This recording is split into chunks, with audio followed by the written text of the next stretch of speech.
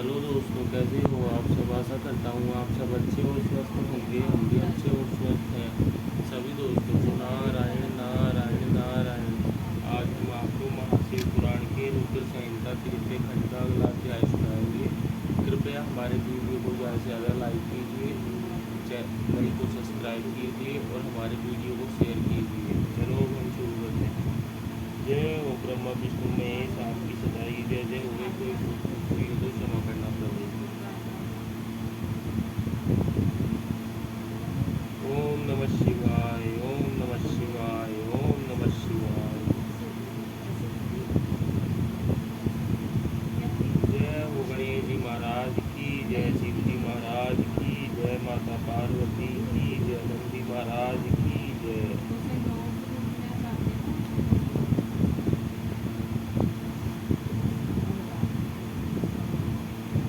दोस्तों आज का हमारा अगला अध्याय है अध्याय 39। भगवान शिव का नारद जी के द्वारा सब देवताओं को निमंत्रण दिलाना, सबका आगमन तथा शिव का मंगलाचार एवं ग्रह पूजन आदि करके कैलाश से बाहर निकलना। नारद जी बोले, विष्णु शिष्य महाप्राज्ञ तात विधाते हैं, आपको नमस्कार है। कृपा निभे आपके मुँह से ये अद्भुत कथा मुझे सुनने को मिली है। अब मैं भगवान चंद्रमौली के परम मंगलमय तथा समस्त पाप राशि के विनाशक वैवाहिक चरित्र को सुनना चाहता हूँ। मंगल पत्रिका पाकर महादेव जी ने क्या किया, परमात्मा शंकर की वह दिव्य कथा सुनाइए। ब्रह्मा जी ने कहा, बेटा तुम बड़े बुद्धिमान हो, भगवान शंकर के उत्तम यश को सुनो। मंगल पत्रिका पाकर भगवान शंकर ने जो कुछ किया वह बताता हूँ। भगवान शिव उस मंगल पत्रिका को प्रसन्नतापूर्वक हाथ में लेकर हृदय में बड़े हर्ष का अनुभव करते हुए हंसने लगे। फिर उन भगवान ने उसे लाने वालों का सम्मान किया, तत्पश्चात उसे पाँच कर विधि पूर्वक स्वीकार किया। इसके बाद हिमाचल के यहाँ से आए हुए लोगों को बड़े आदर सम्मान के साथ विदा किया। तदंतर उन मुनियों से कहा, आप लोगों ने मेरे शुभ कार्य का भलीभांति संपादन किया। अब मैंने विवाह स्वीकार कर लिया है, अतः आप लोगों को मेरे विवाह में आना चाहिए। भगवान शंकर का यह वचन सुनकर वे ऋषि बड़े प्रसन्न हुए और उन्हें प्रणाम एवं उनकी परिक्रमा करके अपने परम सौभाग्य की सराहना करते हुए अपने धाम को चले गए। मुने तदंतर महालीला करने वाले देवेश्वर भगवान शंभु ने लोकाचार का सहारा ले तत्काल ही तुम्हारा स्मरण किया। तुम अपने सौभाग्य की प्रशंसा करते हुए बड़ी प्रसन्नता के साथ वहां आए और मस्तक झुका प्रणाम कर हाथ जोड़ विनीत भाव से खड़े हो गए। तब भगवान शिव ने कहा, नारद तुम्हारे उपदेश से देवी पार्वती ने बड़ी भारी तपस्या की और उसे संतुष्ट होकर मैंने यह वर दिया कि मैं पति रूप से तुम्हारा ग्रहण करूंगा। पार्वती की भक्ति देखकर मैं उनके वश में हो गया हूँ, इसलिए उनके साथ विवाह करूंगा। सप्तऋषियों ने लगन का साधन और शोभन कर दिया है, अतः आज से 7वें दिन मेरा विवाह होगा। उस अवसर पर लौकिक रीति का आश्रय ले मैं महान उत्सव करूंगा। मैंने तुम विष्णु आदि सब देवताओं मुनियों और सिद्धों को तथा अन्य लोगों को भी मेरी ओर से निमंत्रित करो।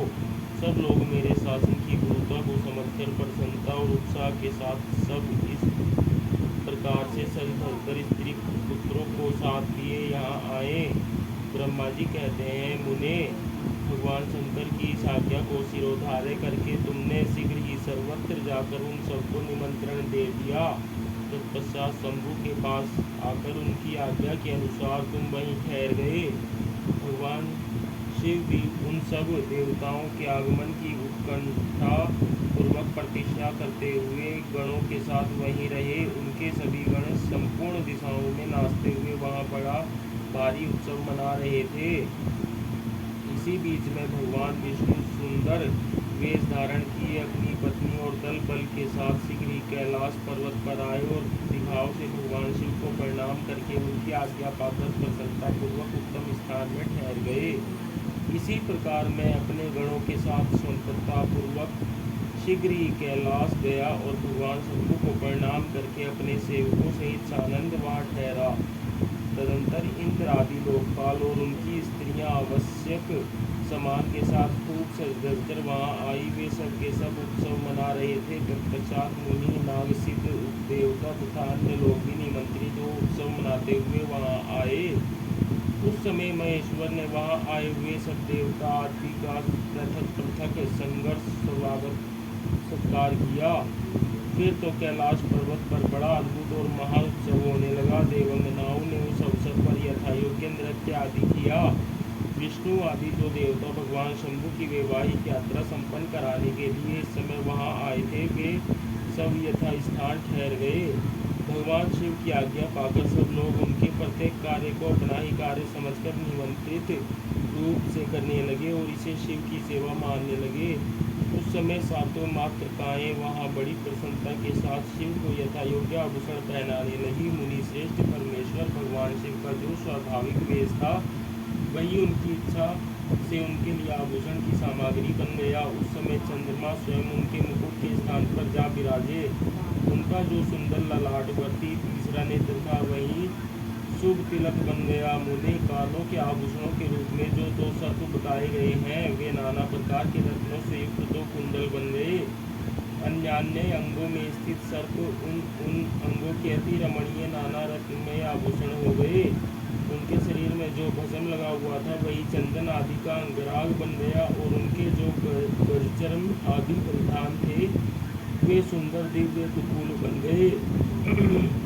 इस प्रकार उनका रूप इतना सुंदर हो गया कि उसका वर्णन करना कठिन है।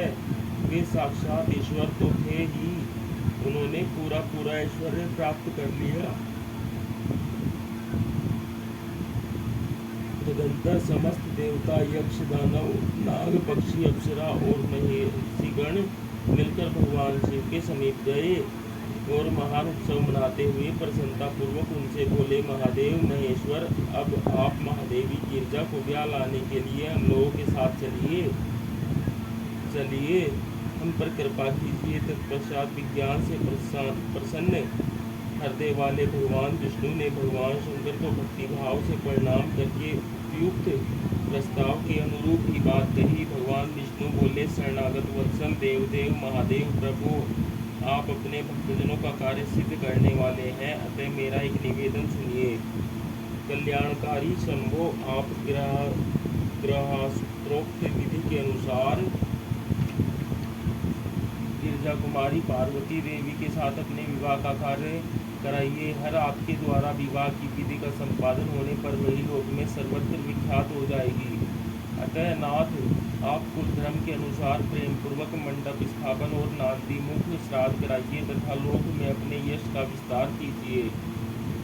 ब्रह्मा जी कहते हैं, नारद, भगवान विष्णु के ऐसा कहने पर लोकोपचार परायण परमेश्वर शंभु ने विधि पूर्वक सब कार्य किया। उन्होंने सारा अभ्युदयिक कार्य कराने के लिए मुझको ये अधिकार दे दिया था। अतः वहाँ मुनियों को साथ में मैंने आदर और प्रसन्नता के साथ वह सब कार्य संपन्न किया। महामुनि उस समय कश्यप, अत्रि, वशिष्ठ, गौतम, भागुरी, गुरु, कर्ण, बृहस्पति, शक्ति, जमदग्नि, पराशर, मार्कंडेय, शिलापाक, अरुणापाल, अक्रतश्रम, अगस्त्य, च्यवन, गर्ग, शिलाद, दधीचि, उपमन्यु, भरद्वाज, अक्रतवर्ण, पिप्लाद, कुशिक, कोत्स तथा शिष्यों सहित व्यास, ये और दूसरे बहुत से ऋषि जो भगवान शिव के समीप आए थे, मेरी प्रेरणा से विधि पूर्वक वहाँ अभ्युदयिक कर्म कराने लगे। वे सब के सब वेदों के पारंगत विद्वान थे।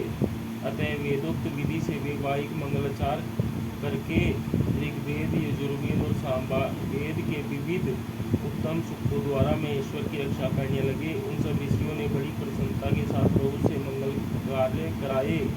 मेरी और शंभु की प्रेरणा से उन्होंने विघ्नों की शांति के लिए प्रीतिपूर्वक ग्रहों का और समस्त मंडल वृद्धि देवताओं का पूजन किया। वह सब लौकिक वैदिक कर्म यथोचित रीति से करके भगवान शिव बहुत संतुष्ट हुए। उन्होंने प्रसन्नता पूर्वक ब्राह्मणों को प्रणाम किया। तदंतर वे सर्वेश्वर महादेव देवताओं और ब्राह्मणों को आगे करके उस गिरिश्रेष्ठ कैलाश से हर्षपूर्वक निकले। कैलाश से बाहर जाकर देवताओं और ब्राह्मणों के साथ भगवान शंभु, जो नाना प्रकार की लीलाएं करने वाले हैं, सानंद खड़े हो गए। उस समय वहां महेश्वर के संतोष के लिए देवता आदि ने मिलकर बहुत बड़ा उत्सव मनाया। बाजे बजे तथा गान और नृत्य हुए। ओम नमः शिवाय, ओम नमः शिवाय, ओम नमः शिवाय। जय हो ब्रह्मा विष्णु महेश, आपकी सदाई जय जय हुई। कोई भूल चूक हुई तो क्षमा करना प्रभु। दोस्तों आज के लिए इतना ही। सभी को नारायण नारायण।